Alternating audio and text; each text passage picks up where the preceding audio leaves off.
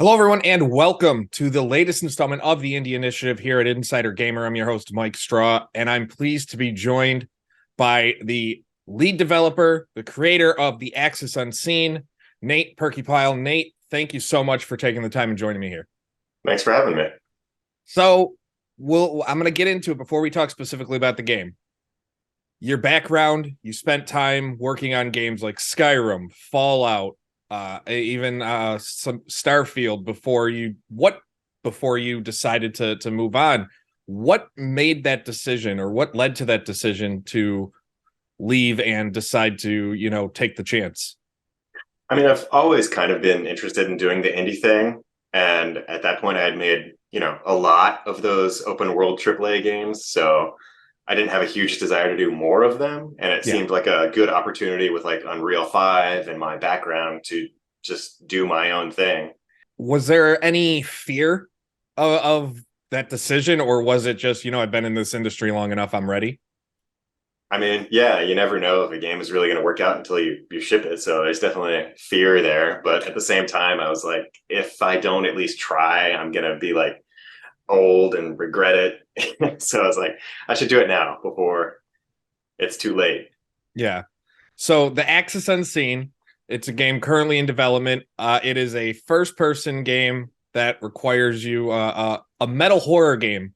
You referred to it, which when I first saw the description of it, I fell in love because the idea of anything involving metal music and metal, I don't care, anything just immediately like jumps up on my list.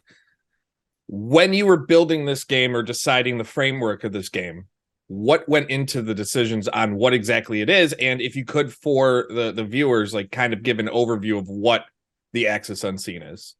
Sure. So like the quick pitch of it is, yeah, that it's a heavy metal horror game where you hunt monsters from folklore. And it's all kind of like an immersive sim type thing where you're like following their tracks and they can smell you. You can get their powers to smell them, even see how warm the tracks are, if they're old or not. But the reason I wanted to build that is because I just felt like there was an opportunity there. Because like the hunting games, people generally don't talk about them that much, but some of them have done very, very well, like the Hunter Call of the Wild. Yeah. But playing those personally, I was just like, man, but what if it was monsters? Like, because that's Like, inevitably what I thought of. yeah. And people would assume in my mind, well, there's Monster Hunter. Monster Hunter is nothing like this. No, Uh, exactly, yeah. Because people do ask me that, like, oh, is it like Monster Hunter? And that's very much a different game that's like more JRPG style. This is more of a stealth game. yeah. And based on looking at the screenshots, looking at the trailers you've put out in the gameplay clips, it does give that sense of no, you're out there, you're hunting these beasts, but it seems like, and I guess this is where the horror aspect, if I'm correct, comes in. There's more of a risk than when you talked about like in a game like the Hunter Call of the Wild, which is a great game, a good hunting sim, but there's more of a risk to the player now with what you're trying to build. Is that safe to assume? Yeah, because like in those games, generally, if the animals notice you, like they run away. Like some of them might attack you, but it's Yeah. pretty rare. But in this case, there might be the 3-story tall tree guy who's gonna destroy you. Got to be a little bit careful. How did you decide on what you wanted these monsters to be? I know you said they're from folklore, but obviously you can only have so many. What went into that process of deciding what you were going to include in the game?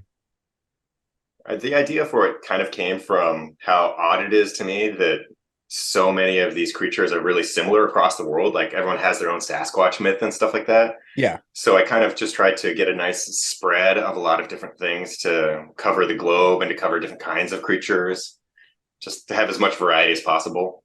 Did you look at any specific like legends, like you talked about the Sasquatch thing, but any specific regions or areas that like stood out more or anything like that? I mean, I think I read almost all of it. Like I spent days and days. There's like some sites have just like hundreds, and I was like, oh, that's cool, that's cool. And I have this massive spread of pictures and notes. So I don't know. It's hard to say which ones stand out the most. Yeah. The Inuit ones are pretty cool. There's a lot of really great ones from that region, but everybody has lots of cool ones. Or it's just in a lot of cases, very similar. Except I would say like the Japanese ones get a lot more different than a lot of the other ones. There's a whole spread of them that are just completely unlike anything else, which are really interesting. I always, in my mind, like growing up, and then I've taken mythology classes when I was in high school and college and things like that. I always thought to myself, like, how did these stories get started about these creatures? Because in my mind, like, what did they see that generated, like, oh, this is what it is? And then obviously a game of telephone basically happens over the years and centuries and stuff. But like to see what ultimately these things become to people, and I'm just like, I wish we had something like that. What do we got? Yeah, we got a blurry Bigfoot, like you said. Like, we got nothing.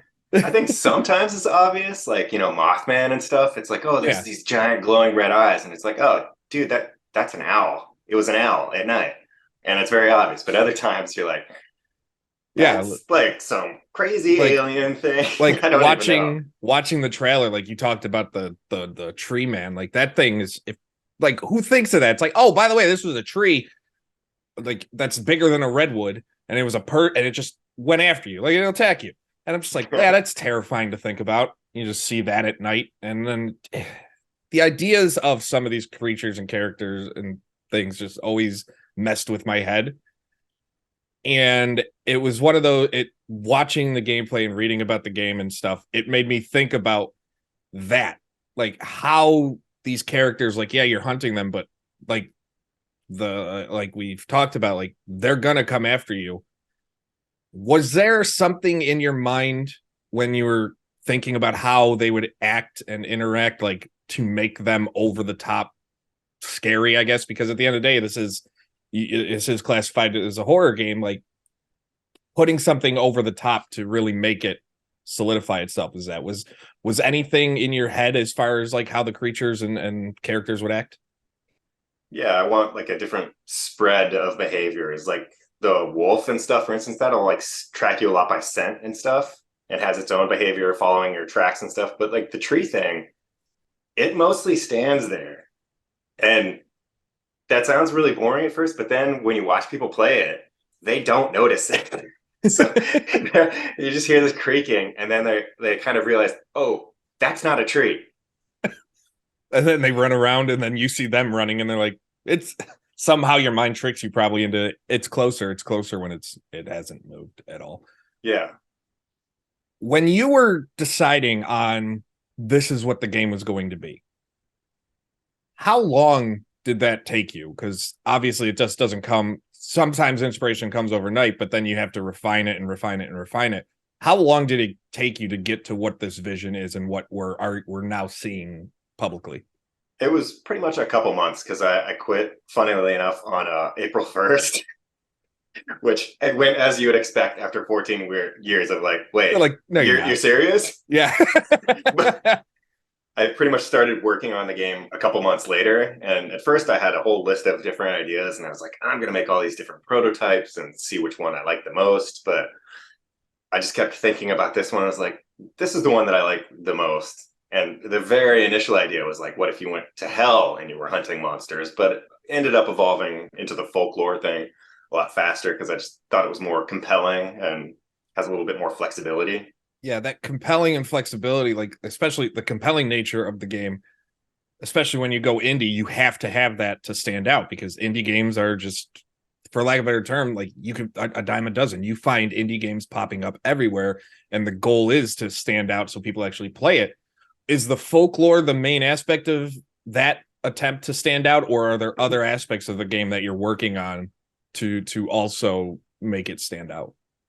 I think the metal thing has been one of the most successful hooks, where obviously not everyone is going to be into that. And some people are going to hear that and be like, well, I don't care at all. But then other people respond really, really positively, because it is one of those kind of underserved things. It's not like there's no metal games, but no, I mean, not a lot. No, it like Metal Hellsinger, as soon as they announced that, like my mind went to yes.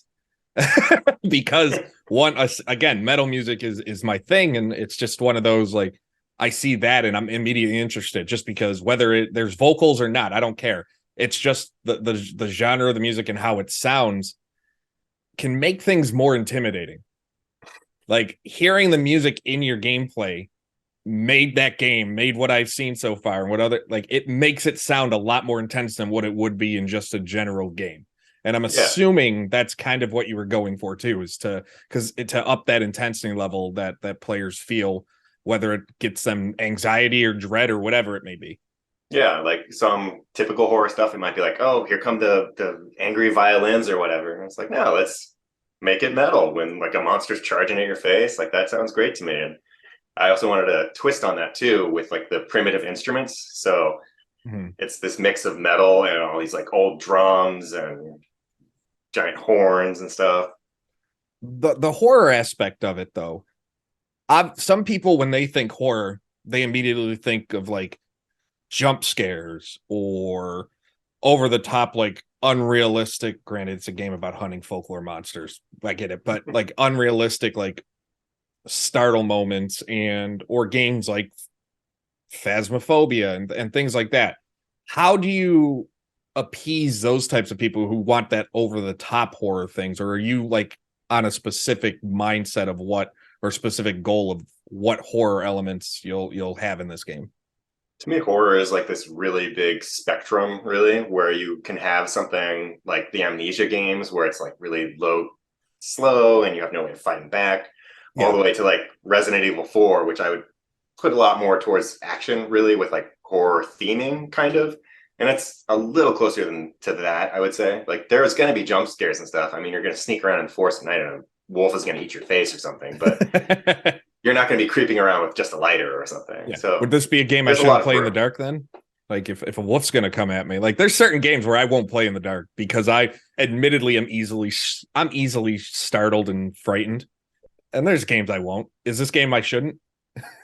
I think it just depends on how easily you scare. It's kind of hard for me to say that because it's like Yeah. I'm the one making it, Yeah. so it doesn't scare me that much. And I watch tons of horror movies. Let's So. put it this way. If my wife walks in the room right now and I'm not expecting it, I will jump.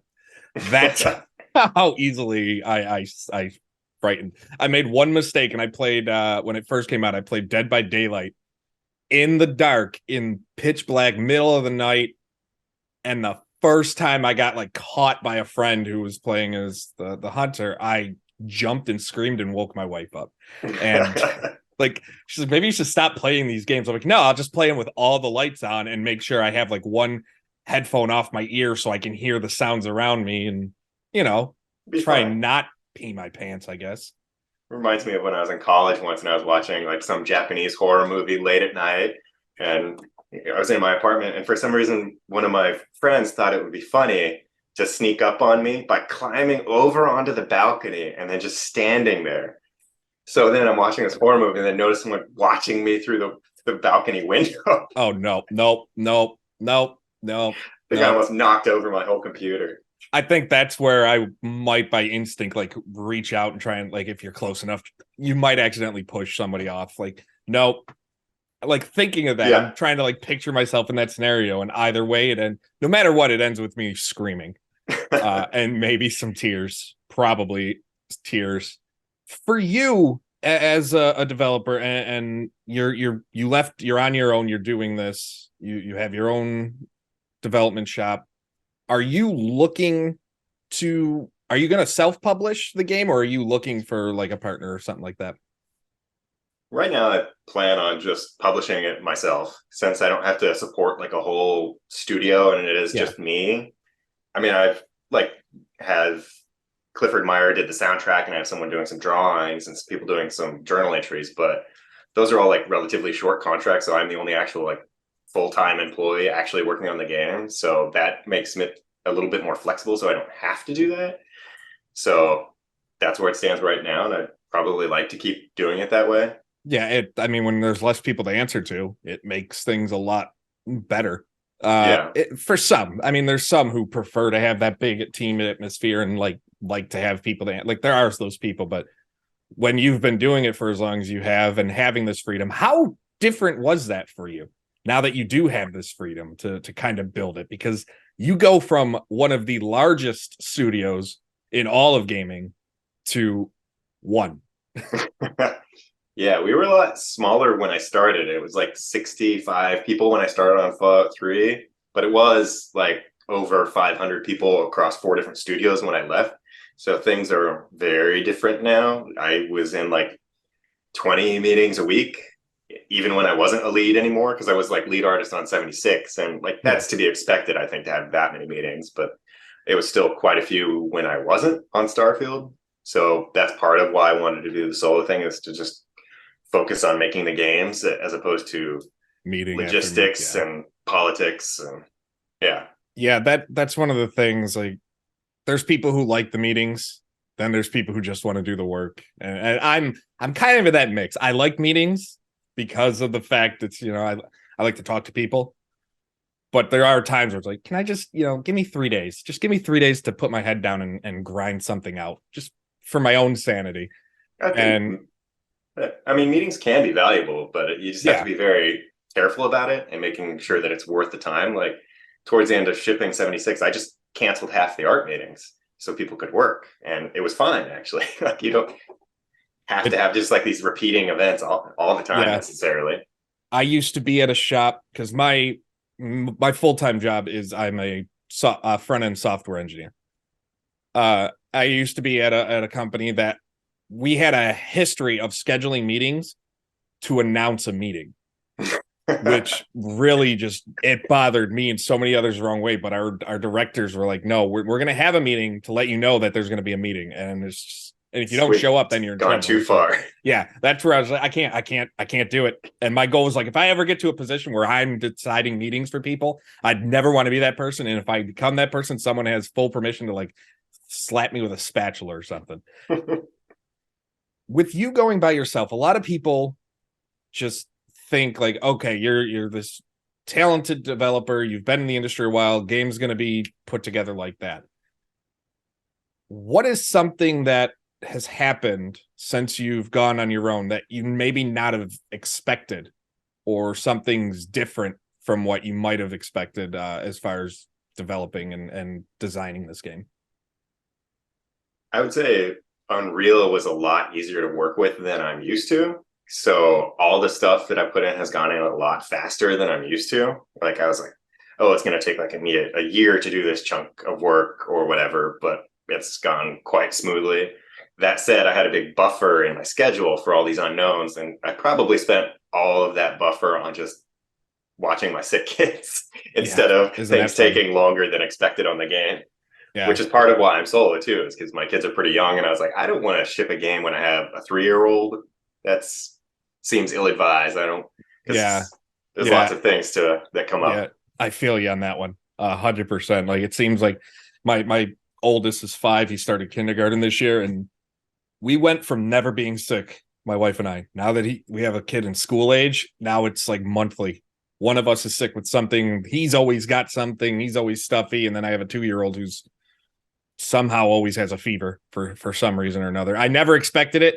And I remember getting on my mother, like, you didn't warn me about this. Like, you never told me that kids just get you sick. Like, why didn't you prep me? She's like, well, then you wouldn't have had kids. True. Good point. Good point. It's been like a month straight for me now with sick kids. I'm just expecting it to never end until they're out of the house in their 20s or whatever. I'm just gonna like, all right, there's gonna be like, it's a 12-month year, and 9, maybe 4 of them, 5 of them will be sick free, maybe. Hopefully in the summer when we're all out of the house. The development of the game, like you said, getting things into Unreal was a bit easier. Are you using Unreal Engine 5 for the Axis Unseen? Yeah, I am using Unreal Engine 5. It has a lot of good stuff for like open world games, and the new nanite thing where you can make models that are just millions of polys and just put those in the game. Like, it's fantastic. Obviously, you've seen how the engine's changed. What are your thoughts on Unreal as a whole? Because there's some people that swear by the engine, some developers that are indifferent, and some that will not touch it. You've obviously seen the transition from 4 to 5 and 3 to 4 and things like that over your career. What has been your biggest takeaway and your feeling for, and might be more of like an in the weeds question for people, but it does give a kind of an insight into how your mind works. I mean, I think the changes that they've done are great, and I like working with it because I think it makes sense to work with an engine that so many people are using. Like, normally when I'm building a game, it was kind of like you're on a train, but also laying the train tracks and the train is on fire, Yeah. is pretty much how I like to describe it. Versus using Unreal, it's like I generally like, not to say there's no issues, like sometimes there are, but it's not nearly as much of a concern of like, hey, I'm going to come into work and just, oh, things don't render anymore. It's just completely black, or who knows what breaks. Like things were breaking all the time. But when it's essentially a product, they're not going to just break the engine for people.